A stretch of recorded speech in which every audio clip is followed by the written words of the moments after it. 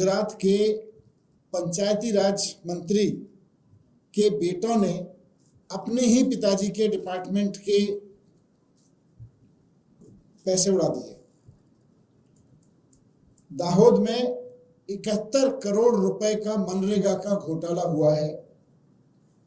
और ये महाघोटाला इसलिए है, ये सिर्फ घोटाला नहीं है, एक महाघोटाला है, क्योंकि भारतीय जनता पार्टी के मंत्री के बेटों ने अपने ही पिताजी के डिपार्टमेंट में ये 71 करोड़ का घोटाला किया है और वो पकड़े गए।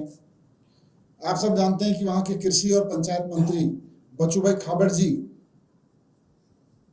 के विभाग में ये घोटाला हुआ है 71 करोड़ का, और उनके बेटे बलदेव और किरण और उनका भतीजा वहां पे 71 करोड़ की चोरी करने के आरोप में पकड़े गए हैं। क्या चोरी की है उन्होंने कि मनरेगा के काम, गरीबों के जो काम गांव में होने थे वो हुए नहीं, कोई काम नहीं हुआ।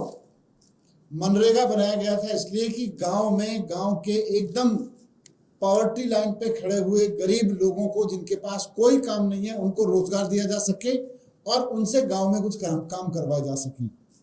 लेकिन पंचायती राज मंत्री के बेटों ने कंपनियां बना के वो काम अपने हिस्से ले लिया और काम किया भी नहीं। तो गांव में कोई काम नहीं हुआ, गांव के गरीब लोगों को रोजगार नहीं मिला। गांव में काम करने और गांव के गरीब लोगों को रोजगार देने के नाम पर बिना काम किए, बिना किसी को मजदूरी दिए 71 करोड़ रुपए मंत्री जी के बेटे, दोनों बेटे अपनी कंपनियों में ले गए। यह एक घोटाला है। लेकिन इसमें महाघोटाला यह है कि भारतीय जनता पार्टी की सरकार इसमें मंत्री जी के खिलाफ कोई एक्शन ही नहीं ले रही है। मंत्री जी के बेटे अपने ही पिताजी के डिपार्टमेंट में 71 करोड़ रुपए का घोटाला कर गए, और ये तो केवल 2 तहसीलों का मसला है। ये तो केवल 2 तहसीलों का मसला है जहां ये 71 करोड़ रुपए का ऐसा मामला सामने आ गया जहां काम नहीं हुआ। अभी इसमें पूरे गुजरात में अगर सारे तालुकाओं में इसकी जांच करा ली जाए तो ये कितने हजार करोड़ का घोटाला मिलेगा, इसका अंदाजा लगाना मुश्किल है। लेकिन भारतीय जनता पार्टी क्या कर रही है?